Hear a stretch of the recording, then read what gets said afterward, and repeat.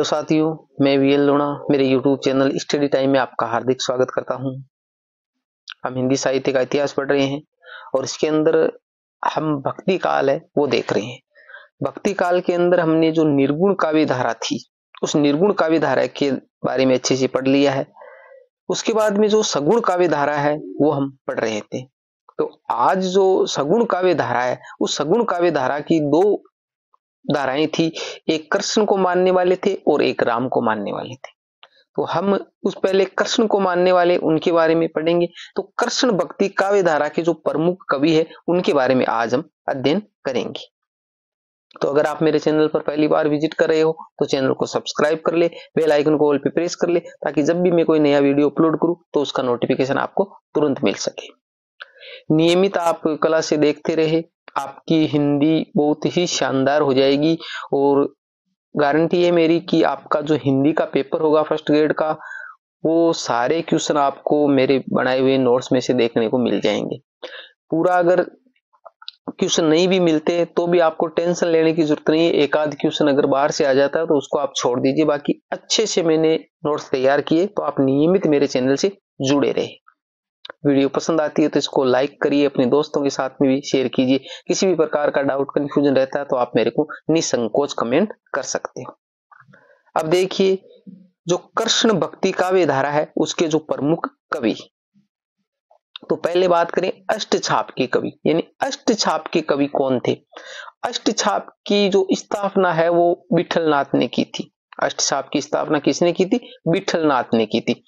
अष्टछाप की स्थापना, अष्टछाप का मतलब अष्ट से पता चल रहा है इसके अंदर 8 कवि थे। 8 कवि थे। अष्टछाप की स्थापना है वो विठलनाथ ने की थी और इसके अंदर 8 कवि थे।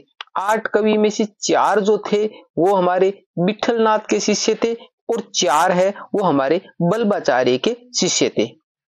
4 विठलनाथ के थे और 4 बल्बाचार्य के शिष्य थे। अब आगे थोड़ा देखते हैं। बल्बाचार्य जी द्वारा परिवर्तित पुष्टि मार्ग बल्लभ संप्रदाय मानने वाले 8 कृष्ण कवि, यानी ये जो अष्टछाप के जो कवि थे, अष्टछाप के कवि वो क्या थे?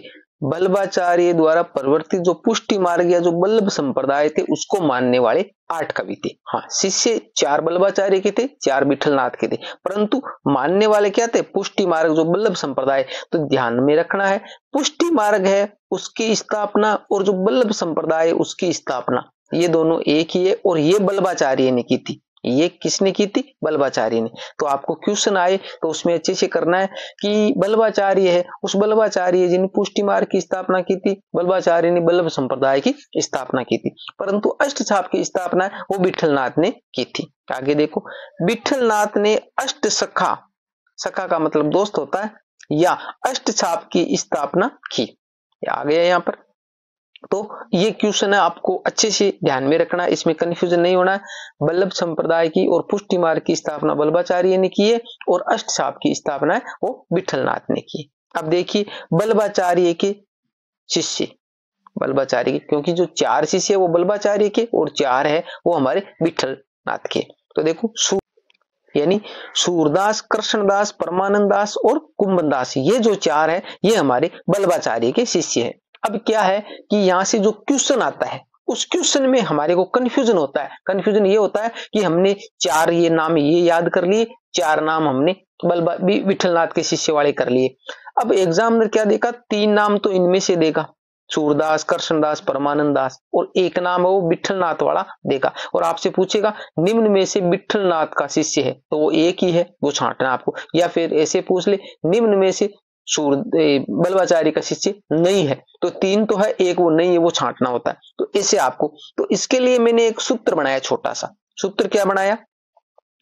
सूर के कृष्ण आनंद के कुंभ, सूर के कृष्ण आनंद के कुंभ। अब देखो, सूर नाम आएगा तो सूरदास हो जाएगा, कृष्ण नाम आएगा तो कृष्णदास हो जाएगा, आनंद नाम आएगा तो परमानंद हो जाएगा और कुंभ नाम आएगा तो कुंभनदास हो जाएगा। तो देखो, ये जो 4 शिष्य पहले वाले, क्योंकि बल्बाचार्य वो पिता है, बड़े है, तो पहले जो सूत्र आया तो वो शिष्य हो गए हमारे बल्बाचार्य की, बल्बाचार्य की। इसके बाद में विठलनाथ के तो 4 बचे, उनका भी मैंने सूत्र बना रखा है। देखो,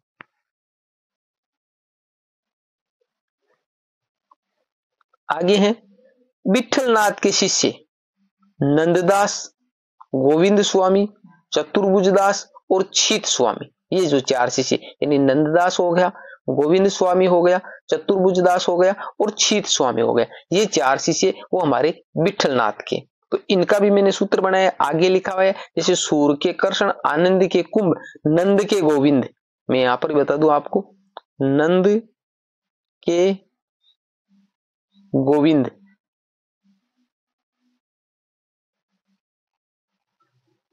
चतुर छोतुंब, चतुर छोतुंब, आगे साफ लिखा हुआ, मैं यहाँ पर तेरे को समझाने के लिए बता रहा हूं आपको। अब देखो, नंद के गोविंद चतुर छोतुंब। अब नंद का मतलब हो जाएगा हमारे नंददास, गोविंद का मतलब हो जाएगा गोविंद स्वामी, चतुर का मतलब हो जाएगा चतुर्भुजदास और छोतुंब का मतलब हो जाएगा छीत स्वामी। तो अब देखो, तुक भी मिल रही है, या छोतुंब इसलिए लिखा है मैंने, यहाँ तुक मिले, कुंभ है तो छोतुंब। देखो, सूर के कृष्ण, आनंद के कुंभ, नंद के गोविंद, चतुर छोतुंब। तो यहाँ तुक मिलाने के लिए किया। तो पहले वाले हैं वो बल्बाचारी के शिष्य और बाद वाले वो विठलनाथ के शिष्य। अब यहां से कोई क्वेश्चन आता है किसी भी तरह का, आपसे पूछ ले बल्बाचारी के शिष्य कौन है, विठलनाथ के शिष्य कौन है, आपसे पूछ ले अष्टछाप के इनमें से अष्टछाप का कवि नहीं है, तो आपको ये सूत्र लगाना है और इनमें से छांट लेना। तो यहां से अगर अष्टछाप से संबंधित कोई क्वेश्चन आए इन कवियों से, तो आपका क्वेश्चन गलत नहीं होगा और 100% आपको याद हो जाएगा अच्छे से। आगे देखो, ये रहा सूत्र, नंद के गोविंद चतुर छोतुंब, आप अच्छे से इसको याद कर लेना। अब है अष्टछाप की स्थापना, यानी जो अष्टछाप है उस अष्टछाप की स्थापना कब हुई थी। तो देखिए, अष्टछाप की स्थापना वो 1565 ईस्वी में की गई थी। 1565 ईस्वी में किसने की थी, विठलनाथ ने की थी। गोवर्धन में श्रीनाथ मंदिर की प्रतिष्ठा स्थापना 1519 ईस्वी 1576 विक्रमी में बल्बाचार्य जी द्वारा करवाई गई। देखो, यहां से जो क्वेश्चन पूछते वो आपको अच्छे से ध्यान में रखना है। यानी अष्टछाप की स्थापना है वो किसने की थी, विठलनाथ ने की थी। कब की थी, 1565 ईस्वी में की थी। पुष्टि मार्ग की स्थापना बल्बाचार्य ने की थी। बल्लभ संप्रदाय की स्थापना बल्बाचार्य ने की थी। अब दूसरी बात, जो गोवर्धन पर्वत है, उस गोवर्धन पर्वत पे जो मंदिर बना हुआ है किसका, श्रीनाथ जी का, उस श्रीनाथ जी मंदिर की जो स्थापना की गई थी वो 1519 में की गई थी। 1519 में की गई थी। देखो, अब यहां से देखो, पहले स्थापना, क्योंकि पहले मंदिर बना है, पहले मंदिर बना है गोवर्धन में श्रीनाथ मंदिर की प्रतिष्ठा स्थापना वो 1519 में, क्यों भाई, इसकी स्थापना है 1519 में, वो बल्बाचार्य ने की थी। तो देखो, मंदिर की स्थापना है, मंदिर की, श्रीनाथ मंदिर की स्थापना है वो 1519 ईस्वी या 1576 विक्रमी के अंदर बल्बाचार्य ने की थी। अब जब मंदिर की स्थापना हो गई, उस स्थापना के बाद में उसमें जो अष्टछाप की स्थापना की थी वो 1565 ईस्वी में विठलनाथ ने की थी।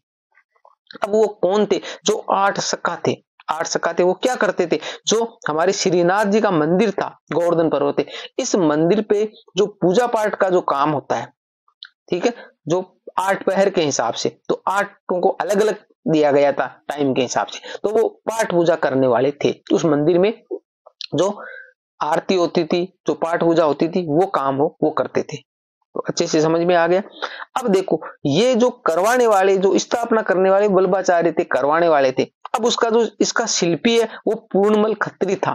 तो आपसे यहां से क्वेश्चन पूछे, गोवर्धन पर्वत पर श्रीनाथ जी मंदिर की स्थापना करवाने कौन थे, 1519 ईस्वी में बल्बाचार्य जी थे, बल्बाचार्य जी थे। और उसका जो शिल्पी कौन था, वो पूर्णमल खत्री था। शिल्पी कौन था, मंदिर को बनाने वाला जो शिल्पी था वो पूर्णमल खत्री था। तो ये क्वेश्चन भी पूछा गया है, ये क्वेश्चन भी, यानी सारे क्वेश्चन है, मैंने वही चीजें ली जो एग्जामिनर अक्सर पूछता है। तो ये सारी पॉइंट है वो महत्वपूर्ण है, और इतना अगर आप याद कर लेते हो तो इससे बाहर क्वेश्चन नहीं जाने वाला है, आपका क्वेश्चन क्लियर हो जाएगा, इतना डीपली फिर नहीं जाएगा।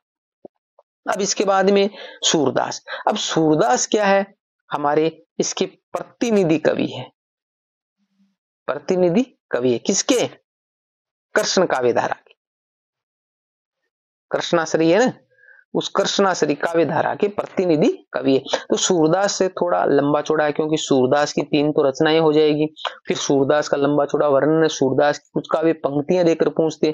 तो इसको हम एक क्लास के अंदर जितना लंबा चौड़ा होगा, जिसको अच्छे से करेंगे, जिस प्रकार जो हमारी निर्गुण काव्य धारा के अंदर हमारे जो प्रतिनिधि कवि थे, जायसी थे, जायसी के बारे में हमने अच्छे से देखा, कबीर थे, कबीर के बारे में हमने अच्छे से देखा। तो उसी प्रकार जो सूरदास है, उसके बाद में हमारे रामाश्री काव्य में तुलसीदास आएंगे। तो ये बड़े हैं, इनसे संबंधित क्वेश्चन अक्सर पूछते हैं, तो इनको हम अच्छे से कर लेंगे। क्लास अच्छी लगी है तो इसको लाइक करिए, अपने दोस्तों के साथ में भी शेयर कीजिए। ठीक है, मिलते हैं अगले वीडियो में, तब तक के लिए जय भीम, जय भारत।